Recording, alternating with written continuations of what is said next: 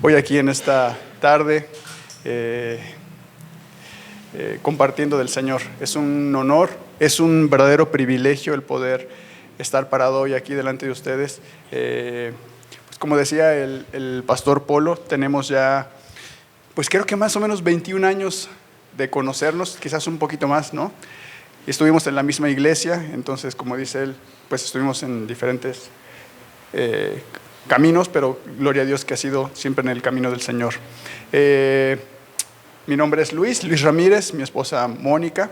Nosotros nos congregamos en una iglesia que está más o menos por ahí, por el Metro Rosario, se llama Como en el Cielo, y nosotros tenemos el honor y el privilegio de servir en el Ministerio de Matrimonios. No vamos a compartir hoy de matrimonios, pero pues ahí tenemos el honor y el privilegio de servir. Pastor, tengo 2 horas, ¿me dijiste? Una. No es cierto, no es cierto. Ya el hermano Héctor dijo todo. O sea, gracias a Dios va a ser muy corta, 1 hora nada más, porque el hermano Héctor justo dijo mucho de lo que íbamos a compartir. Vamos a hacer una oración, si me ayuda, por favor. Señor, te damos gloria y honra y alabanza, Señor. Te doy gracias, Señor, por el privilegio de poder compartir hoy en esta tarde con mis hermanos. Que sea tu Espíritu Santo, Señor, el que nos hable, el que nos redarguya, el que haga que nosotros podamos transformarnos, Señor, a tu imagen, Señor, y a como tú quieres que nosotros nos hagamos, Señor, y nos comportemos, Padre. Te damos gloria, honra y alabanza, Señor, en el nombre de tu Jesús, y que tu Espíritu Santo sea en este lugar. Amén. Ok. Pues bueno, les decía que pues le doy gracias al pastor Polo por la oportunidad y la confianza, sobre todo, porque pues obviamente ustedes son su iglesia, su rebaño. Entonces espero pues que Dios sea hablando por medio de mí, ¿no? Y de su palabra. Quiero platicarles un poquito de cómo surgió este tema ahí está, gracias. Un poquito cómo surgió este tema.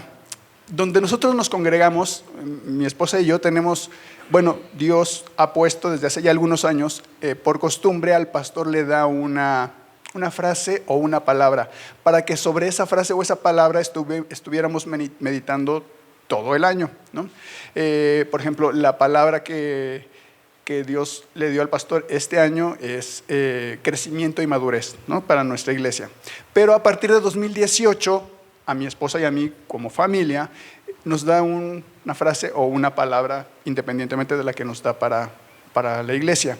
Y esa frase y esa palabra que Dios nos dio para mi esposa y para mí es enfocarnos en nuestra salvación, ¿no? Ahí está, enfocarnos en nuestra salvación. Y esa frase ha sido una constante durante estos 6 meses, pues que casi ya que llevamos en este año, enfocarnos en la salvación que nos dio.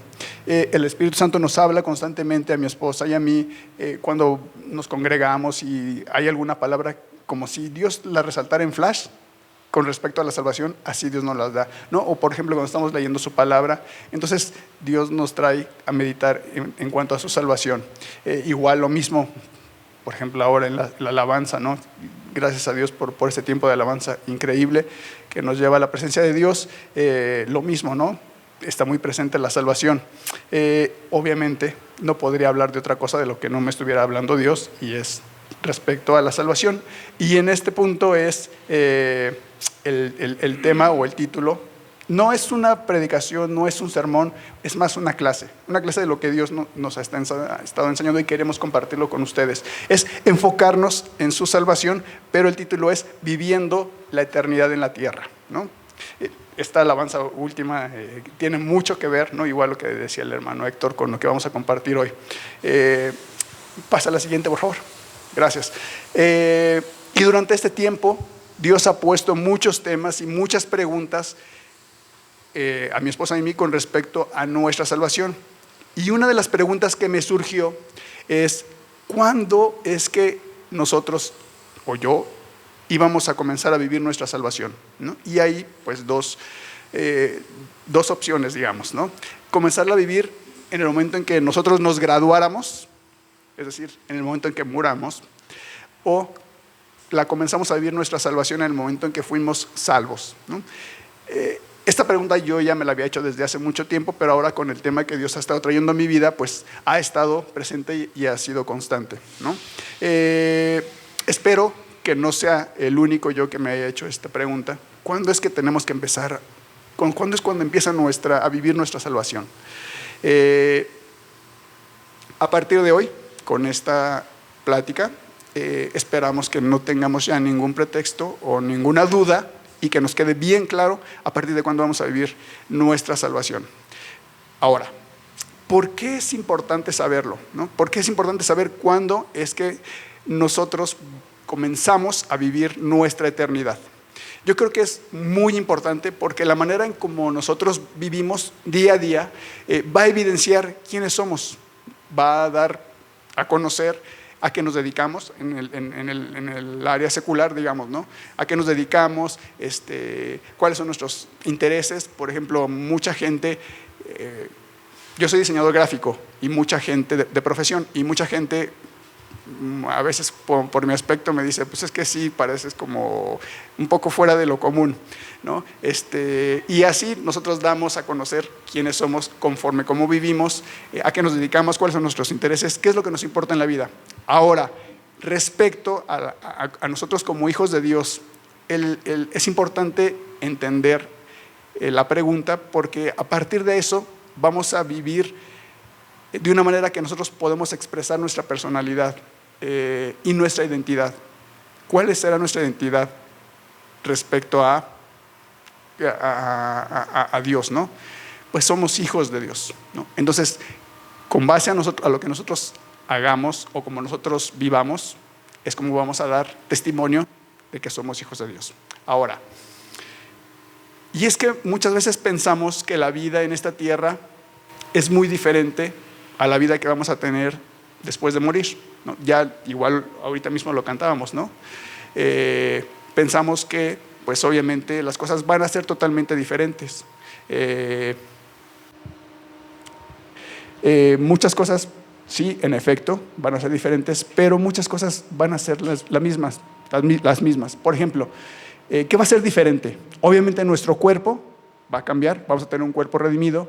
El lugar donde estamos va a cambiar de esta tierra al cielo, como veíamos, pero otras cosas no van a ser tan diferentes. ¿Cómo qué? ¿Qué no va a ser diferente? Obviamente nuestra alma y nuestro espíritu. Hoy están en una constante transformación, pero en esencia va a ser exactamente lo mismo cuando estemos en el cielo.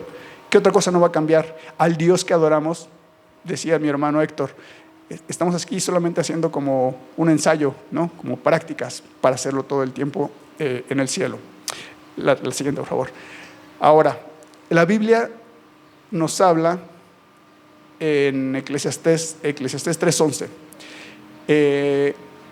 Una observación. Son muchos versículos los que vamos a ver hoy. Están todos en la presentación y todos están en la versión Nueva Traducción Viviente. Entonces, para irnos un poquito más rápido, si gusta apuntarlos, yo los voy a leer y están en la pantalla, ¿no? Los voy a leer en la Nueva Traducción Viviente porque igual Dios o aprovecho cada año para cambiar como de traducción. Entonces, este año para mí estoy leyendo la NTV. Bueno, ya tenemos 2 años, ¿no? Que nos gusta mucho, pero bueno, ya el siguiente año tocará otra. Ahora, la Biblia dice en Eclesiastés 3:11, Dios ha puesto eternidad en el corazón de ellos, es decir, en nuestro corazón, sin que alcance a el hombre a entender la obra que ha hecho Dios desde el principio hasta el fin. Para que nos quede claro, cuando nos vamos a referir hoy a eternidad, es en el sentido de espacio y el tiempo, ¿no? Es decir, el lugar donde pasaremos la eternidad, y el tiempo, obviamente, que no tiene fin. A eso nos estamos refiriendo cuando hablamos de la eternidad. Ok, antes de comenzar con ese tema, quiero preguntarles, y que levanten su mano, ¿quiénes de los que estamos aquí han recibido a Jesús como su Salvador? ¿Quiénes son salvos? Levanten su mano. Bueno, estamos en muy buen lugar, ¿no? Gracias a Dios. Ok, ahora, la siguiente pregunta, por favor. ¿Cuándo comenzamos a vivir nuestra eternidad? ¿Quiénes dicen que la eternidad, o quiénes, levanten su mano, quiénes piensan que la eternidad comienza cuando morimos? Gracias. Ok. ¿Quiénes dicen que la eternidad empieza cuando aceptamos a Jesús en nuestro corazón? Ok. ¿Quiénes no saben qué contestar? Ok. Entonces, como decíamos, vamos a aclarar las cosas el día de hoy, ¿vale? La siguiente, por favor. Y vamos a ver qué dice la palabra al respecto.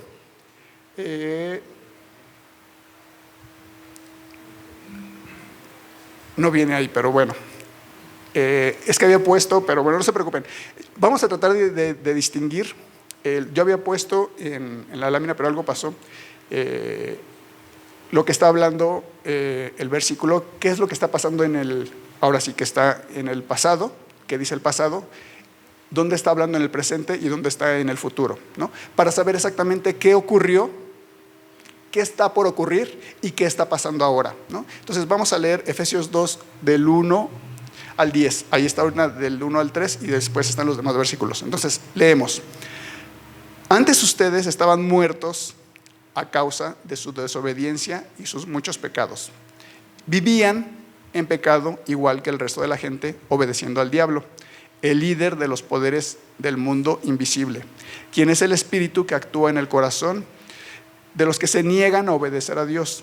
Todos vivíamos así en el pasado, siguiendo los deseos de nuestras pasiones y la inclinación de nuestra naturaleza pecaminosa. Por nuestra propia naturaleza éramos objeto del enojo de Dios, igual que todos los demás. Pero Dios es tan rico en misericordia y nos amó tanto que, a pesar de que estábamos muertos por causa de nuestros pecados, nos dio vida cuando levantó a Cristo de los muertos.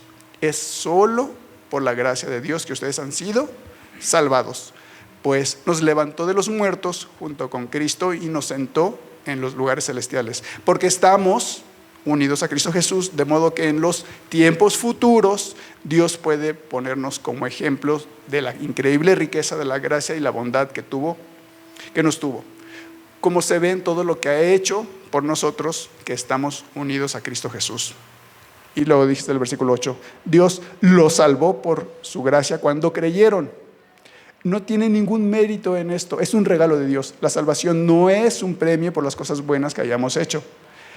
Así que ninguno de nosotros puede jactarse de ser salvo, pues somos la obra maestra de Dios. Él nos creó de nuevo en Cristo Jesús, a fin de que hagamos las cosas buenas que preparó para nosotros tiempo atrás. Ok, entonces, si podemos distinguir la mayoría de los versículos, o la mayoría de lo que nos está hablando, está en tiempo pasado. Solamente en el versículo 7 habla en futuro y ni siquiera está hablando de los hechos futuros, dice de los tiempos futuros solamente. Y cuando habla en presente, está hablando de cosas que ocurrieron ya, pero que hoy siguen sucediendo y que van a seguir ocurriendo. Entonces, por eso el pasaje responde a nuestra pregunta, ¿no? ¿Cuándo es que comenzamos a vivir nuestra eternidad en esta tierra hablando? Dice el versículo 8: fuimos en tiempo pasado salvos en el momento en que creímos en Cristo como nuestro Salvador. Luego, en el versículo 5, fuimos resucitados, levantados de la muerte, en el mismo momento que Cristo fue levantado de la muerte. Pero también en ese momento, dice el versículo 6, que desde entonces, tiempo pasado, nos ha sentado en los lugares celestiales. Entonces, es decir, Dios ya nos tiene a todos los que hemos recibido al Señor como Salvador en un tiempo presente continuo, un lugar en la eternidad junto a Cristo, ¿no? Entonces, ya comprobamos que nuestra salvación comenzó el día en que fuimos juntamente resucitados con Jesús, ¿no? Podemos confirmar que nuestra eternidad comenzó exactamente el día en que fuimos resucitados para Él, ¿no? Para nosotros comenzó obviamente el día en que recibimos a Jesús como nuestro Salvador, ¿no? Conscientemente, digamos, ¿no? Ahora ya sabemos que nuestra salvación ya empezó, ya podemos empezar a vivir nuestra eternidad. Ok, entonces, en el versículo 10 dice, sobre todo, esto es lo importante, quiero que nos quedemos con esto es lo más importante, que debemos vivir de la manera en que Dios nos dice, vivir nuestra eternidad es que Él nos creó de nuevo en Cristo Jesús a fin de que hagamos las cosas buenas que preparó para nosotros tiempo atrás. Ok. Este es el punto medular de lo que quiero compartirles hoy, el versículo 10. Si realmente estamos viviendo hoy nuestra eternidad en esta tierra, antes de morir, conforme a la salvación en que Cristo pues ya nos fue dada por gracia. Y si no lo estamos viviendo, pues entonces ver en qué estamos haciendo mal, en qué estamos cayendo, para no vivir como Cristo nos está pidiendo que vivamos, conforme al versículo 10. Entonces, de aquí en adelante, durante esta plática, cuando digamos viviendo nuestra eternidad, es porque nos estamos refiriendo a vivir nuestra eternidad en esta tierra. ¿Ok? ¿Vamos bien? ¿Sí? ¿No les estoy mareando? Ok, perfecto. Entonces, como dice Pablo en Romanos, de verdad, gracias a Dios. Es impresionante cómo Dios pone los tiempos, el momento, los lugares y la palabra sobre todo, ¿no?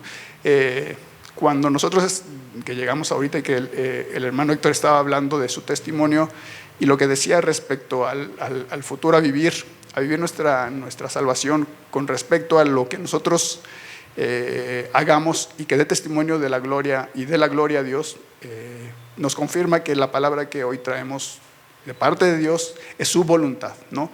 Incluso en algún momento el pastor Héctor me comentó que habían estado empezando a ver ética cristiana, ¿no? Entonces, esto es como base para poder entender lo que ustedes están viendo con el pastor los domingos, ¿no? ¿Qué es la ética cristiana? Que al final es los fundamentos que nos sostienen como hijos de Dios, como cristianos, ¿no? Y entender nuestra salvación, y a partir de cuando tenemos que empezar a vivir como hijos de Dios, es importante porque va a dar testimonio, como decíamos. Ok. Y es que vivir en este mundo al cual ya no le pertenecemos, podríamos considerar que es difícil, ¿no?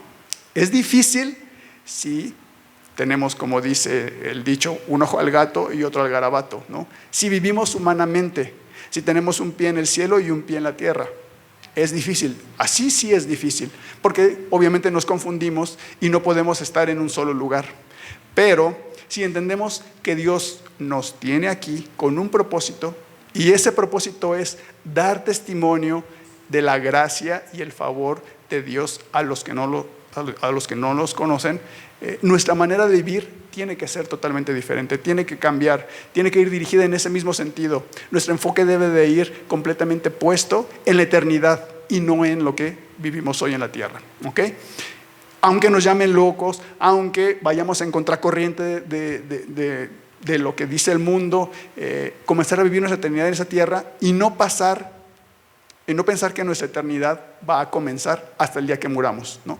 Nuestra eternidad ya comenzó hoy, ¿ok? Y sé que a veces perdemos un poco el enfoque y dejamos de vivir de una manera que refleje que realmente somos salvos. Muchas veces perdemos el enfoque y no hay mejor manera de saber dónde nos estamos perdiendo que con base a lo que dice la palabra de Dios, ¿no?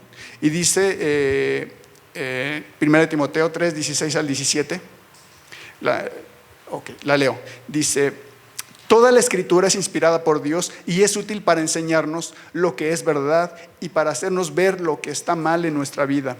Nos corrige cuando estamos equivocados y nos enseña a hacer lo correcto. Dios la usa para preparar y capacitar a su pueblo para que haga toda buena obra. Ok.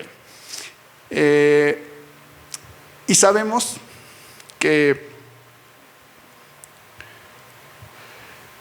hay solamente dos formas de vivir nuestra eternidad, ¿no? Aquí en la tierra hablando. Pasa a la siguiente, hermano, por favor. Gracias. Hay solamente dos formas de vivir la eternidad. La primera es con un enfoque terrenal y temporal, ¿no? Que es la forma incorrecta. La otra manera es el enfoque eterno y celestial, que es la forma correcta, como Dios quiere que realmente vivamos. La idea es analizar las dos maneras en las que nosotros estamos viviendo y si caemos en una o si caemos en la otra. Y si estamos en las dos, pues enfocarnos solamente en la manera correcta, que es con base al enfoque eterno y celestial. Ok. La siguiente, hermano, por favor. Primero vamos a ver la forma incorrecta, trataremos de identificar si estamos viviendo un poco o un mucho de esta manera, de la manera terrenal y temporal. Y el simple hecho de decir, viviendo nuestra eternidad temporal y terrenalmente, pareciera una contradicción, ¿no? Porque obviamente la eternidad es totalmente lo contrario a la eternidad, ¿no? Temporal es que el tiempo se acaba y la eternidad es que el tiempo continúa para siempre. Entonces, pareciera una contradicción, pero para fines didácticos y que se comprenda bien esta contradicción es que nos permitimos ponerlo así, ¿no? Sabemos y estamos bien conscientes que es imposible vivir nuestra eternidad en la temporalidad de esta tierra, ¿no? Porque nuestra salvación justamente es la llave que va a abrir nuestra salvación y nuestra eternidad, ¿ok? Entonces, a veces vivimos nuestra vida eterna de manera temporal y terrenal, como si no existiera la eternidad, ¿no? Vivimos, digamos, con un pie simplemente o solamente en la tierra, como si no hubiera una temporalidad cuando muramos, ¿no? La siguiente, por favor. Y encontré dos maneras de vivir nuestra temporalidad en esta tierra, hablando terrenalmente. Hay dos maneras, la religiosa y la liberal. Vamos a empezar a ver la primera, que es la religiosa. Y me refiero al sentido religioso, no en el mejor de los términos o en el mejor de los sentidos, sino en el extremo religioso. Quiero poner de ejemplo lo que estaban viviendo los Gálatas. Creo que todos sabemos un poco la historia de lo que sucedía en la iglesia de Gálatas. Pablo les advertía a los Gálatas que había engañadores que estaban tratando de judaizarlos nuevamente, es decir, que los estaban tratando de que regresaran a la religión, ¿no? A la religiosidad de la cual ya Cristo los había rescatado, ¿no? No hacemos mucho contexto, todos entendemos un poco al respecto. Ahora, quiero leer Gálatas 3, del 3 al 4, por favor. Dice: ¿será posible que sean tan tontos después de haber comenzado su vida nueva en el Espíritu? Porque ahora tratan de ser perfectos mediante sus propios esfuerzos. ¿Acaso han pasado por tantas experiencias en vano? No puede ser que no les haya servido para nada, ¿no? Y me sorprende y realmente me gusta mucho cómo dice esta versión, ¿no? Los términos que ocupa. En solo 2 versículos, Pablo amonesta a la iglesia y les hace ver que no es por las obras que ellos hagan, no es por las cosas que ellos están haciendo o por las que le están pidiendo que hagan los judaizantes, ¿no? Su nueva manera de vivir, es decir, la salvación, no tenían que hacer absolutamente nada. Su nueva vida en el Espíritu ya era un hecho y nada tenían que hacer para que ellos fuesen perfectos como lo que estaban ellos queriendo hacer. Más adelante les enseña Pablo que tienen que dejar que el Espíritu sea el que realmente dé testimonio de salvación en sus vidas. Y es que, si somos honestos, muchas veces nosotros estamos un poco, ¿no?, como esa iglesia de los Gálatas, ¿no? Queremos vivir pensando que una vida en santidad es por esforzarnos con hacer obras que aparentemente agraden a Dios, ¿no? Pensamos que haciendo cosas es como vamos a agradar a Dios, olvidando que lo único que realmente agrada a Dios es el corazón arrepentido y humillado. Dice Salmos 51:17: el sacrificio que sí deseas es un espíritu quebrantado. Tú no rechazarás un corazón arrepentido y quebrantado, oh Dios. Okay. Entonces ya nos queda claro lo que estaba queriendo decir Pablo a la iglesia de los Gálatas. Muchas veces entramos en cosas que ellos estaban queriendo hacer, pero la pregunta es: ¿por qué la religiosidad, en el sentido extremo estamos hablando, nos hace vivir nuestra eternidad en la temporalidad de esta tierra, ¿no? Si lo que realmente, mucho de lo que nosotros hacemos es buscar a Dios, ¿no? Hacemos cosas para agradar a Dios. Y es que hacer obras para agradar a Dios nos va a provocar dos cosas en nuestra vida. La primera es cuando hacemos cosas que Dios no nos está pidiendo hacer, hacemos menos el sacrificio de Jesús. ¿Por qué?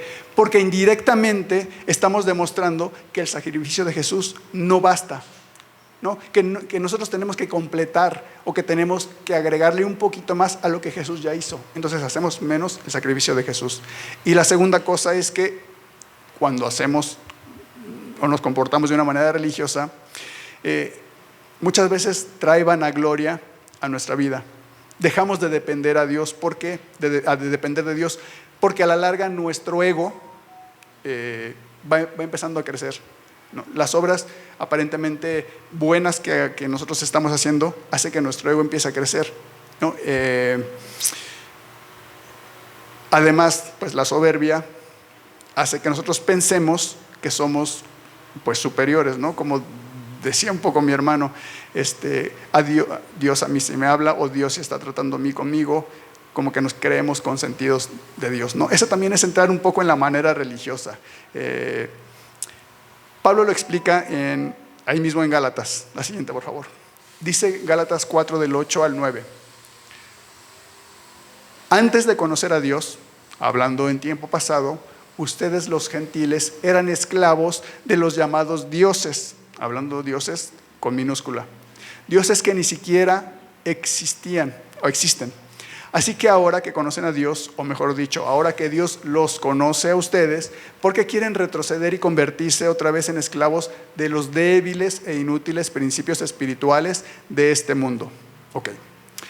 Es claro que la religiosidad a la que se refiere Pablo son obras y no una verdadera relación con Dios, ¿no? La religiosidad es un principio del mundo, como dice el versículo. La religiosidad es un distractor que nos va a alejar de Dios y de sus principios. Eso es lo que es la religiosidad. De los principios y de las obras que Dios preparó para nosotros, no de las obras que nosotros hagamos, ¿no? La religiosidad nos aparta de las obras que Dios preparó para nosotros. Y hermano, no me malentiendas. Sabemos que la salvación y la eternidad ya nos las dio Cristo. Somos salvos por Él, por su gracia, por su sacrificio. Ya pagó Él por nosotros en la cruz. Pero muchas veces nuestras buenas obras, nuestros aparentes buenos actos nos desvía de la salvación, ¿no? Me atrevería a decir que lo que nosotros queremos hacer ni siquiera lo veamos ni siquiera es como para agradecimiento de la salvación de Dios, porque muchas veces queremos agradecerle a Dios con nuestros actos, y la verdad es que lo que hagamos por Él, Él lo hizo ya por nosotros, ¿no? Entonces no tenemos que hacer nada más. La única manera de vivir correctamente nuestra eternidad en esta tierra es una sola cosa: es dando evidencia de que ya somos salvos, porque somos llenos de su Espíritu Santo, y el Espíritu Santo quiere guiarnos a esas buenas obras que ya Dios preparó de antemano para nosotros, ¿no? Insisto, las obras que vamos a hacer es porque ya Dios las hizo, no porque nosotros hagamos algo. Y es que la mayoría de nosotros, me incluyo, como venimos de la religión tradicional, estamos acostumbrados a hacer cosas, ¿no? A hacer en aquel entonces, tipo como mandas, o pagar cosas por las que Dios nos hizo favores, ¿no? Y muchas veces nos quedamos como en esa tradición o en esas prácticas que teníamos, o costumbres que aparentemente agradaban a Dios. Y pues ya vimos que para nada. Y eso nos hace estar estancados y dejamos de hacer realmente las buenas obras que Dios ya preparó para nosotros, ¿no? Es decir, dejamos viejas costumbres, viejas tradiciones para entrar en nuevas costumbres, ¿no? Hacíamos una cosa acá, pero ahora acá la seguimos repitiendo y nos quedamos estancados. Incluso algunos que también ya tenemos muchos años en el Evangelio y que venimos, digamos, de una generación un poco más tradicionalista, por decirlo de alguna manera, podemos pensar que como vivimos y hacemos las cosas, es mucho mejor de los que la están haciendo las cosas hoy en día, ¿no? Nos enorgullecemos, y en lugar de darnos cuenta que lo que Dios está haciendo en nosotros no es por nosotros mismos, sino es por gracia de Dios, ¿ok? Entonces, no quiero poner más ejemplos ni que se llegue a malinterpretar este asunto religioso, pero es una línea bien delgadita, ¿no? Que si nos salimos tantito ya a la izquierda o a la derecha, vamos a caernos. Debemos de tener mucho cuidado y no confundirnos, y la única línea que nos va a marcar si estamos caminando correctamente es la palabra de Dios, ¿no? Y una clave para entender si es que estamos desviándonos del camino es justo detectar si las obras que estamos haciendo, por un lado, se están convirtiendo en una prioridad en lugar de que la prioridad sea enfocarnos en Dios. Esa va a ser la clave, ¿no? Si tenemos esos distractores y nos están llevando fuera de lo que Dios nos está marcando. La otra clave es si mis actos me están provocando orgullo en lugar de gloria a Dios. Esas dos cosas van a ser los distractores. De hecho, cualquier distractor que nos aparte de Dios es como le llama Pablo en Gálatas, es un principio espiritual de este mundo. Okay. La siguiente, por favor. Veamos ahora la segunda manera en que podemos estar viviendo nuestra eternidad en la temporalidad de la vida terrenal. Ya veíamos la primera, la religiosa, ahora vamos a ver la liberal. Y es que como hijos de Dios debemos vivir nuestra vida eterna con la libertad que Cristo nos dio para disfrutar esta nueva vida que Él nos dio en plenitud. Pero muchas veces confundimos ser libres en Cristo con la liberalidad de este mundo, ¿no? Tenemos que entender que Dios nos hizo libres en el estricto sentido como viene en la palabra, que es libre de condenación, libres de ataduras, libres de esclavitud, y llegamos a confundir el término libertad con el libertinaje de este mundo. El libertinaje es el otro extremo de la religiosidad, ¿no? Y he detectado que el libertinaje está mucho más presente, por ejemplo, en los jóvenes, ¿no? En los jóvenes dentro de la iglesia, porque obviamente pues están más influidos o tienen más influencia por el mundo, ¿no? No quiero decir que es como que así sea todo, ¿no? Pero es muy frecuentemente eso. O por ejemplo los jóvenes que nacen dentro de la iglesia cristiana, ¿no? Los jóvenes dentro de la iglesia cristiana tienden un poco a irse con un poco el libertinaje, y obviamente es pues por la edad. El libertinaje es tristemente algo que está permeando nuestra iglesia, ¿no? Aunque recibimos a Cristo como nuestro Salvador, aunque conocemos de la palabra, aunque venimos y nos congregamos, aunque servimos, aunque leemos la palabra, a veces vivimos como si no hubiera eternidad, ¿no? Vivimos una vida temporal y terrenal. Vamos a leer 1 Corintios 15:9. El Señor lo expresa ahí muy bien. Si nuestra esperanza en Cristo es solo para esta vida, somos los más dignos de lástima de todo el mundo, ¿no? Incluso más adelante en el versículo 32 Pablo dice, no lo puse ese, pero dice, si no hay resurrección, es decir, si no hay vida eterna, ¿qué sentido tiene todo lo que estamos haciendo? Mejor, dice el versículo, mejor comamos y bebamos, que mañana vamos a morir. Es decir, disfrutemos la vida loca. Si no hay resurrección, si no hay vida eterna, pues entonces ¿de qué nos preocupamos? ¿Por vivir una ética cristiana? Ni nos preocupemos, ¿no? Por cuidar nuestra salvación, por ver por nuestra salvación, ni nos preocupemos, ¿no? Y es que a veces vivimos muchas ocasiones, y es lamentable, y me incluyo, una vida cristiana terrenal, ¿no? Ponemos nuestra fe y nuestra confianza en lo que nos conviene, ¿no? Solo para que Dios nos ayude en las cosas terrenales y temporales, ¿no? Olvidando el sentido de la salvación, que realmente es nuestra eternidad. Ahora, ¿cómo saber y detectar si estamos viviendo la eternidad de una manera liberal, ¿no? En la temporalidad de este mundo? Ya decíamos que podemos identificar si es que encontramos distractores que nos aparten de obedecerle a Dios. En el versículo de 1 de Juan 2:15 al 17, nos habla al respecto para identificar estos distractores. Lo leemos. Dice: no amen a este mundo, ni las cosas que les ofrece, porque cuando aman al mundo, no tienen el amor del Padre en ustedes. Pues el mundo solo ofrece un intenso deseo por el placer físico, un deseo insaciable por lo que vemos y el orgullo de nuestros logros y posesiones. Nada de eso proviene del Padre, sino que viene del mundo. Y este mundo se acaba junto con todo lo que la gente tanto desea, pero el que hace lo que a Dios le agrada vivirá para siempre. Este versículo nos expone y además nos ordena que no amemos esos distractores, es decir, las cosas que el mundo nos ofrece, y lo divide en 3 categorías. Si me ayudas, por favor, gracias. Solo las vamos a mencionar para no entrar en detalles por falta de tiempo, pero sabemos perfectamente a qué se refiere cada una de ellas. Dice el primer punto, el primer distractor: el intenso deseo por el placer físico. Es decir, lo que quiero sentir, lo que está entrando por nuestros 5 sentidos, ¿no? Nos provoca esa obsesión por los placeres sensuales. Ojo, no es que el placer físico es lo que nos daña, sino es el intenso deseo por los placeres físicos. Dios nos dio nuestros 5 sentidos para percibir el mundo, ¿no? A través de nuestros sentidos nosotros percibimos lo que hay en el mundo.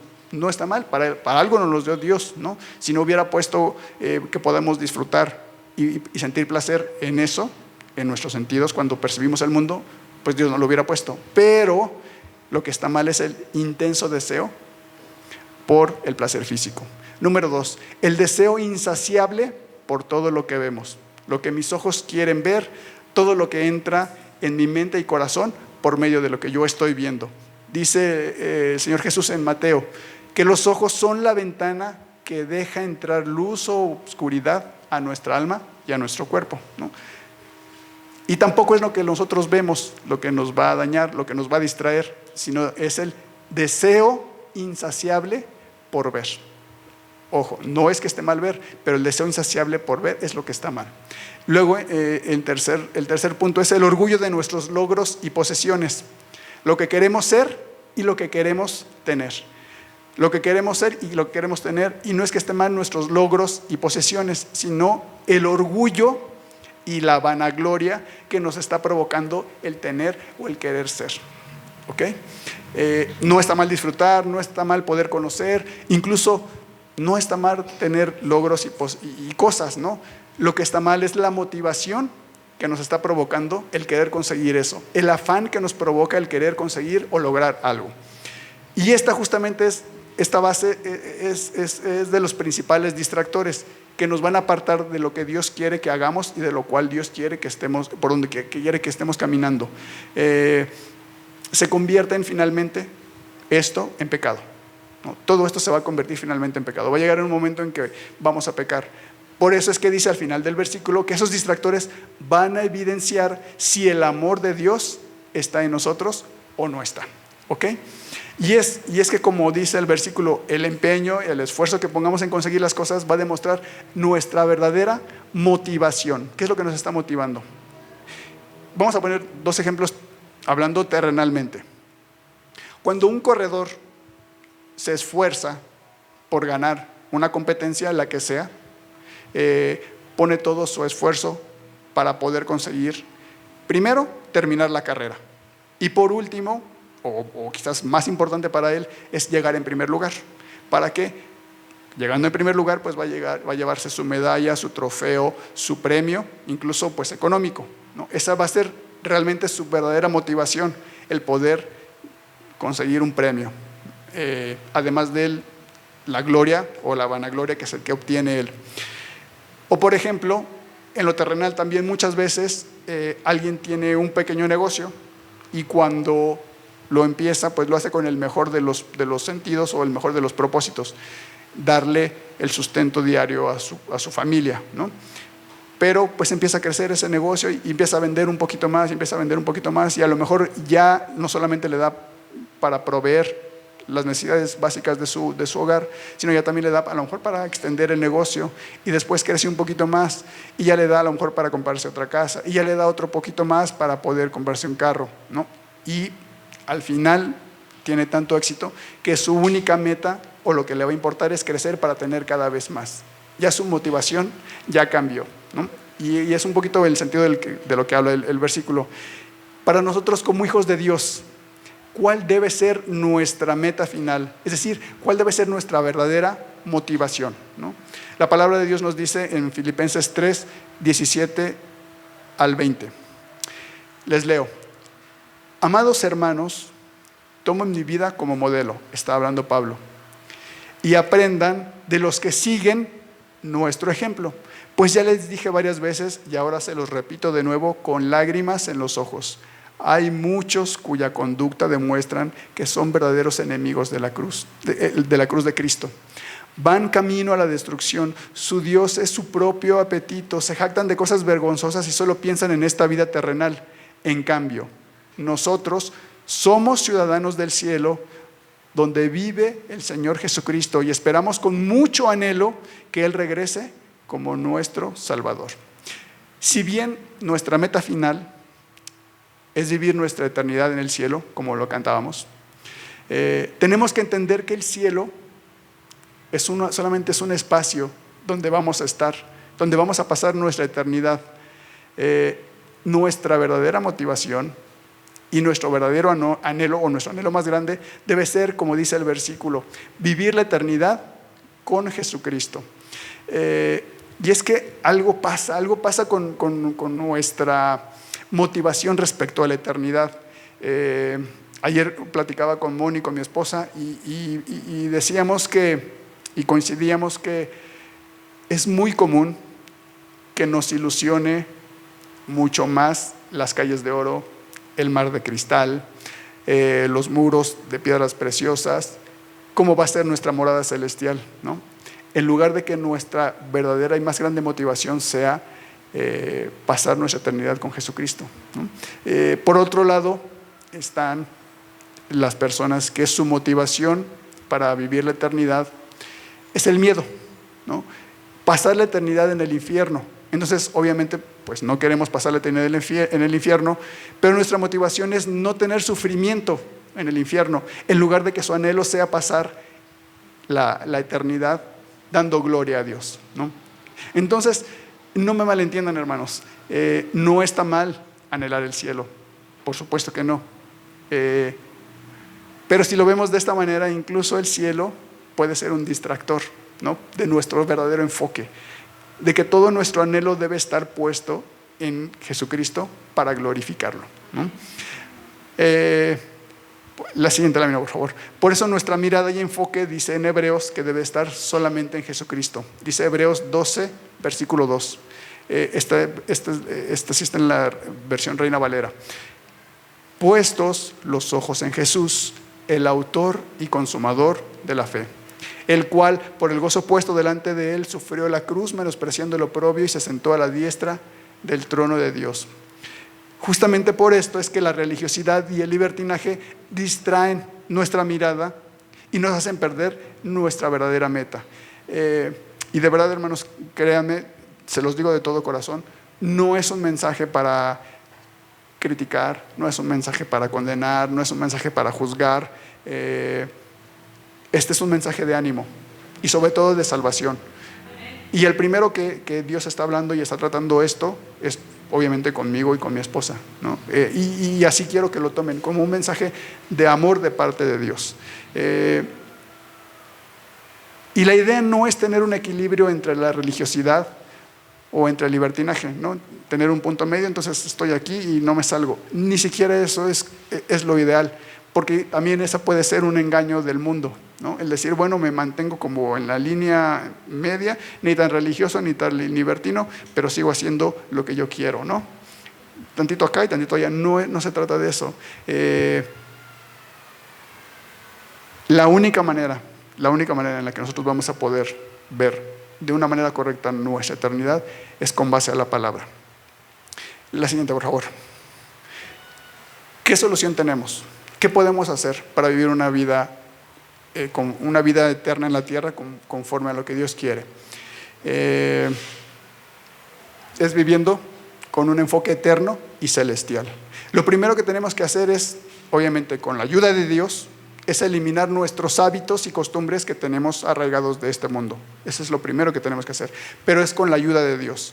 Entender que aunque vivimos en este mundo, ya no pertenecemos a este mundo. Tenemos que demostrarle al mundo y dar testimonio de que ya somos salvos. Ese es nuestro enfoque. Ya no vivimos en este mundo, pertenecemos al cielo, pero tenemos que demostrar al mundo que vivimos para Cristo.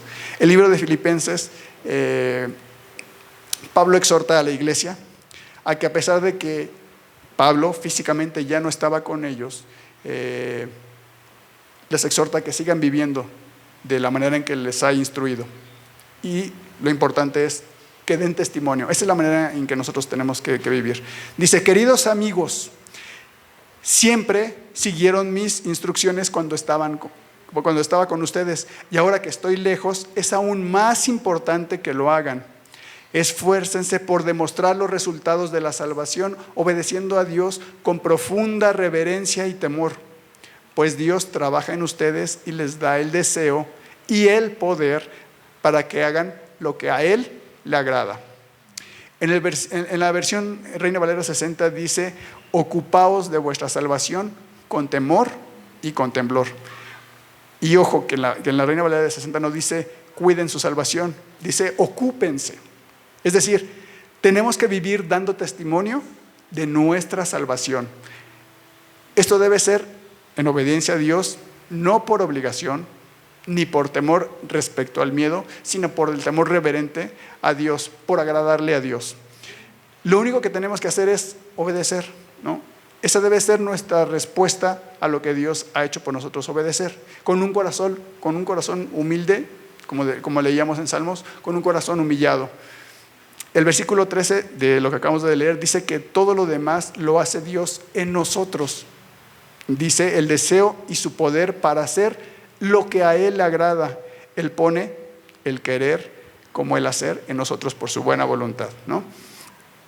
Y pareciera que hay una contradicción en esta porción. Es esfuércense o Dios trabaja, ¿no? O sea, ¿qué tenemos que hacer? ¿Esforzarnos o Dios lo va a hacer, ¿no? ¿Quién es el que hace las cosas? Dios. Dios es el que hace. Yo lo entiendo de esta manera. El único esfuerzo que yo tengo que hacer, como dice el versículo, es para obedecer lo que Dios ya ha puesto en mi corazón para que haga, ¿no? Él pone el deseo y el poder para andar en las obras que Él ya hizo de antemano por nosotros. Entonces, Dios hace el 99.99%. Nosotros solo tenemos que hacer 0.01%, ¿no? Dios hace prácticamente todo. Dios nos da fuerzas, Dios nos da el poder, incluso Él pone las obras, Él ya las hizo. Lo único que tenemos que es obedecer en respuesta a su amor, ¿no? Entonces, ya vimos que tenemos que poner nuestra mirada en Cristo, por consecuencia quitar los ojos de este mundo, no tener un ojo al gato y otro al garabato, ¿no? Significa entonces que tenemos que poner cada vez más nuestra mirada en Cristo, conocerle más. ¿Qué significa esto? Pues son cosas bien básicas que todos sabemos. Tener una relación cada día más estrecha con Él. No hay otra manera, es bien sencillo, ¿no?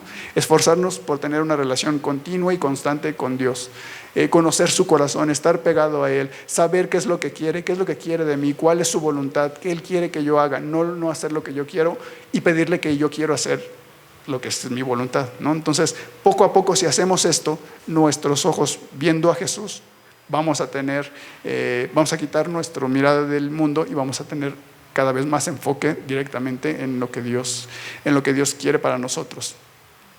Y entiendo que muchas veces no son los afanes de este mundo lo que nos desvían la mirada del Señor.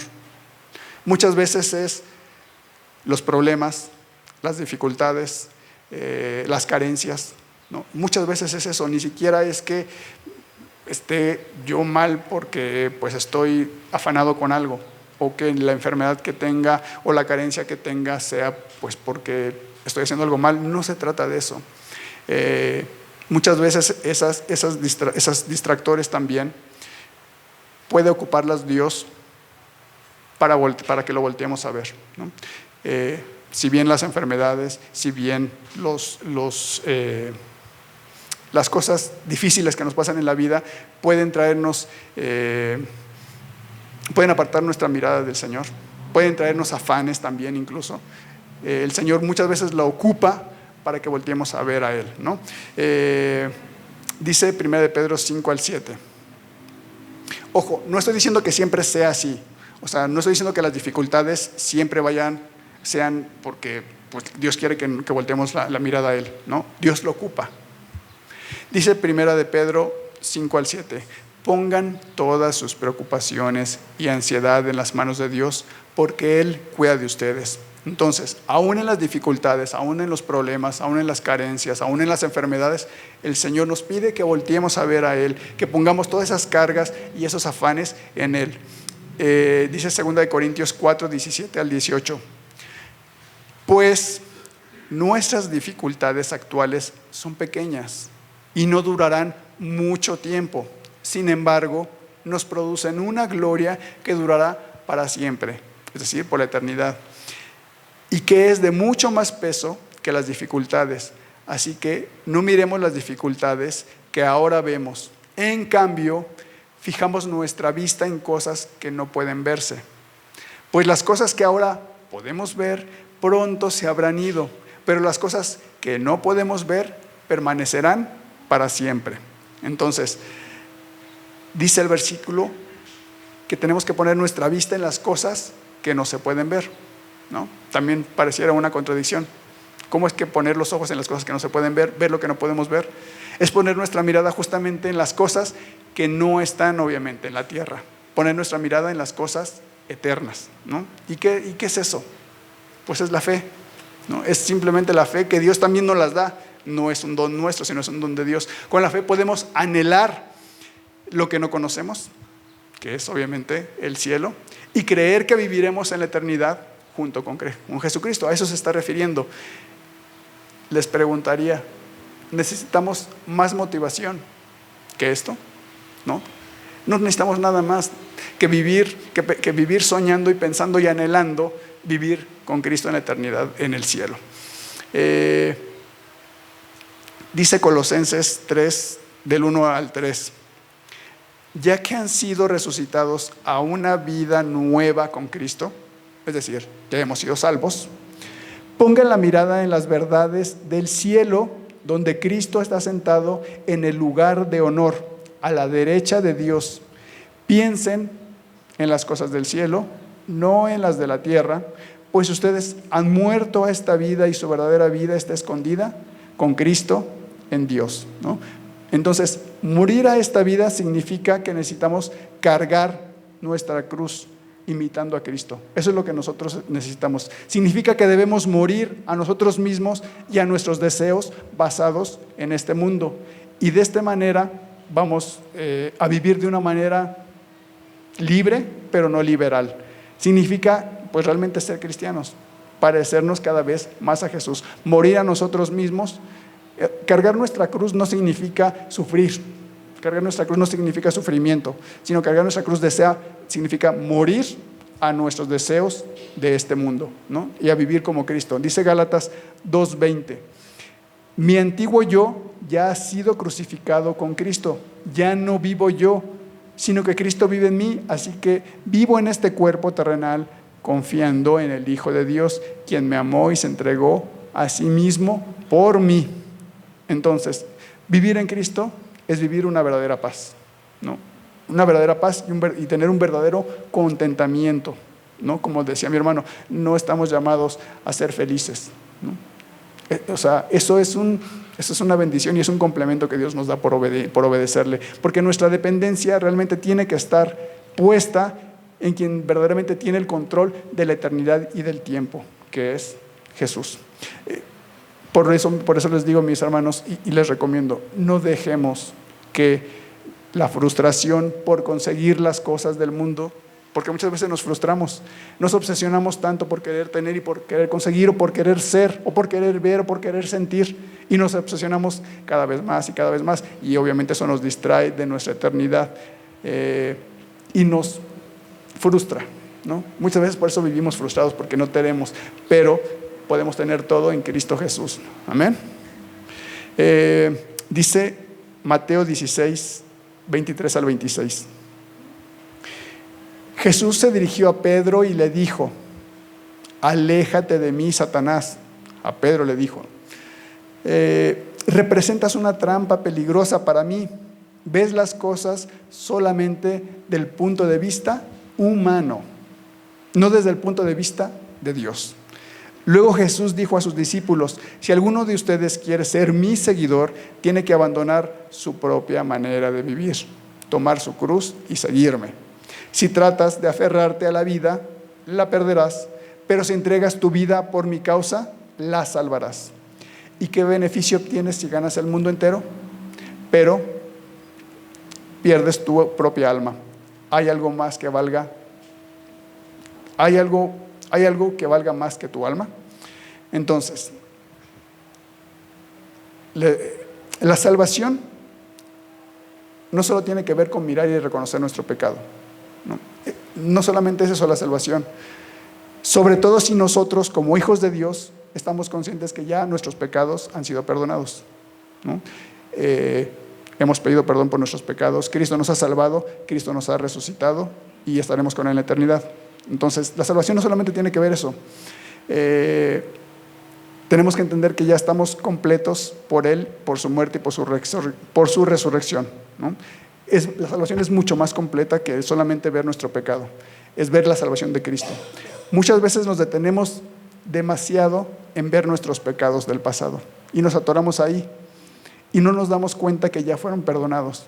O por el contrario, muchas veces vivimos de manera liberal porque ya Cristo perdonó nuestros pecados, pero nos entercamos en seguirnos en nuestro pecado, ¿no? Porque a lo mejor pues no tomamos en cuenta la libertad que Cristo nos dio. Ambas actitudes nos estancan y nos distraen de Dios y de sus propósitos para nosotros. Entonces, nuestra meta como hijos de Dios, no es vivir una vida feliz en la tierra. No, eso no es. Ni siquiera comenzar a vivir en la tierra con nuestras expectativas o con nuestros deseos, sino la meta realmente es vivir la eternidad anhelando a Cristo, donde moraremos con Él en el cielo, ¿no? Así como el apóstol Pablo le habla a la iglesia de Filipenses, realmente yo pido por esta iglesia exactamente lo mismo, ¿no? Que realmente puedan estar constantemente viendo su eternidad dirigida con su vista a Cristo. La siguiente, por favor. Terminamos con Gálatas 5:13. Pues ustedes, mis hermanos, han sido llamados a vivir en libertad, pero no usen esa libertad para satisfacer los deseos de la naturaleza pecaminosa. Al contrario, usen la libertad para servirse unos a otros. Entonces, dice este versículo, que el amor es la característica del fruto del Espíritu en nosotros, lo que va a evidenciar que realmente somos salvos y que Jesucristo es nuestro Redentor. La siguiente, por favor, dice Filipenses 1, del 9 al 11. Le pido a Dios que el amor de ustedes desborde cada vez más y que sigan creciendo en conocimiento y entendimiento. Es algo que creo que esta iglesia hace, que el pastor Polo se empeña, ¿no?, en conocer y en que entiendan las cosas. Es algo que doy gloria a Dios porque sé que lo hace y que es algo que Él está y se preocupa por ustedes. Y hacen muy bien, obviamente. Pero dice el versículo 10, quiero que entiendan que lo que realmente importa, a fin de que lleven una vida pura e intachable hasta el día que Cristo vuelva. Y luego dice el versículo 11, que estén siempre llenos del fruto de la salvación, es decir, el carácter que Jesucristo produce en su vida, porque esto traerá mucha gloria y alabanza a Dios. Dice el versículo, que estemos llenos del fruto de su salvación, ¿no? Me recuerda a cómo habla en Génesis 3 respecto al fruto, ¿no?, al fruto prohibido. Dice que era apetecible en apariencia, Ese fruto del paraíso era apetecible, se antojaba, se veía delicioso, ¿no? Y ese aspecto justamente es el que nosotros debemos tener. Dice que nuestro carácter produce, dice nuestro fruto es fruto de salvación. Entonces, nuestro fruto de salvación no solamente debe ser en apariencia, como lo era el fruto de eso que dijeron, del huerto, sino que realmente cuando nos prueben, y no solamente en apariencia, sino cuando nos prueben, nuestro fruto sea dulce, que no sea un fruto amargo, ni siquiera un fruto ácido, ni un fruto viejo, ni un fruto pasado, ni un fruto inmaduro, sino que el fruto que puedan probar, como dice el versículo, sea un fruto dulce, un fruto antojable, y no solamente en apariencia, sino que realmente demos testimonio para gloria de Dios, ¿no?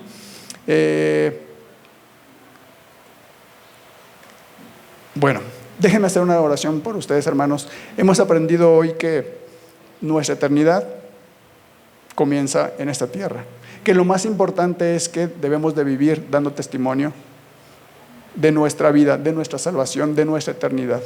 Entonces, si algo tú has detectado el día de hoy, que no estás viviendo conforme a lo que el Señor nos manda, pero también a lo que el Señor pone para que hagamos, es solamente algo mínimo lo que nosotros tenemos que hacer, es poner nada más nuestra obediencia delante de Dios. Entonces, déjenme orar por ustedes y si en algo, insisto, ustedes detectaron algo, pídanle a Dios que puedan ser transformados por Él.